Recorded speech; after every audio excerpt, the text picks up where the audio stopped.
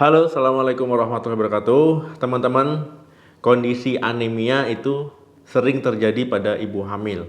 Tetapi walaupun sering terjadi pada ibu hamil, ini bukan kondisi yang normal. Nah, anemia ini nggak boleh terjadi pada ibu hamil, apalagi sampai anemia berat. Nah, ini tentu mempengaruhi kesehatan ibu dan juga kesehatan janin di dalam kandungan. Nah, pada video kali ini kita akan membahas cara mencegah anemia pada kehamilan. Anemia itu sendiri ketika sel darah merah itu kekurangan hemoglobin ya, ataupun tubuh kekurangan hemoglobin. Nah, sedangkan hemoglobin tersebut itu penting ya untuk mengangkut oksigen ke seluruh tubuh. Kalau hemoglobinnya rendah, otomatis oksigen yang bisa didistribusikan ke seluruh tubuh kita itu juga akan berkurang. Makanya teman-teman bisa pusing, ya lemas, mudah lelah, ya bahkan sampai sesak napas. Nah, jadi kalau seandainya ibu hamil, kalau HB-nya rendah, anemia, ya tentu ini akan berdampak buruk ya pada ibu hamilnya dan juga janin. Nah, kemudian kalau anemia yang terjadi pada ibu hamil itu kalau tergolong normal karena perubahan fisiologis tubuh ibu hamil itu sendiri. Perubahan fisiologis tersebut ya tadinya kan ibu hamil itu sendiri nggak ada janin di dalam kandungan.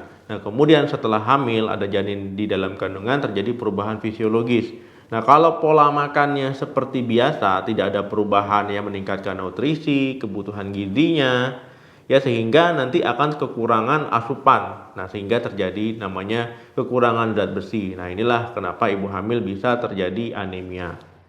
Kemudian selain anemia karena zat besi, ya ibu hamil bisa mengalami anemia karena kekurangan folat ya, karena makan tidak seimbang tadi. Yang kedua, kekurangan vitamin B12. Misalkan ibu hamil kurang minum produk susu, telur, daging-dagingan ya, sehingga sel darah merah itu tidak sehat.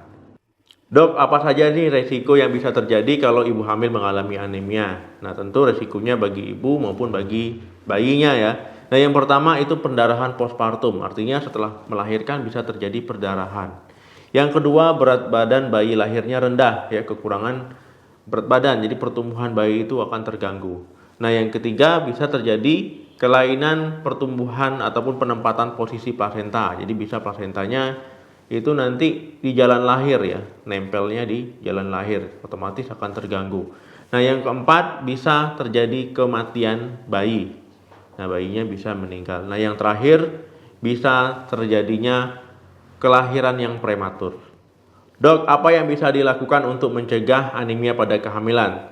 Nah, tentu teman-teman harus mengubah pola makannya dengan cara menunjang kebutuhan gizi dan nutrisinya. Yang pertama, teman-teman mengkonsumsi makanan yang tinggi zat besi. Ya, misalkan telur, daging, ayam, ikan. Nah, yang kedua, teman-teman mengkonsumsi makanan yang tinggi asam folat. Misalkan kacang-kacangan, kemudian sayuran hijau, ataupun makanan yang tinggi asam folat lainnya. Nah, yang ketiga, teman-teman bisa mengkonsumsi makanan yang tinggi mengandung vitamin C, ya buah-buahan, ya sayur-sayuran juga.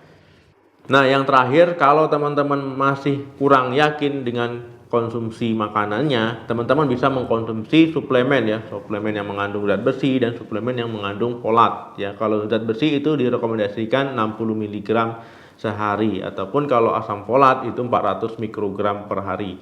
Nah, ini untuk mengkonsumsi suplemen itu akan jauh lebih baik kalau teman-teman berkonsultasi dulu ke dokter ya, perlu atau tidak. Kalau memang perlu ya pasti diberikan, tapi rata-rata ya wanita hamil di Indonesia itu kekurangan nutrisi dan zat gizinya.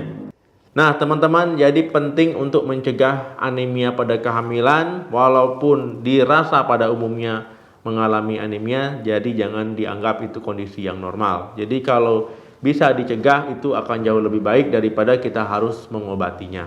Oke teman-teman, terima kasih yang sudah menonton video sampai habis. Jangan lupa like, share, dan komen. Salam sehat, sampai jumpa.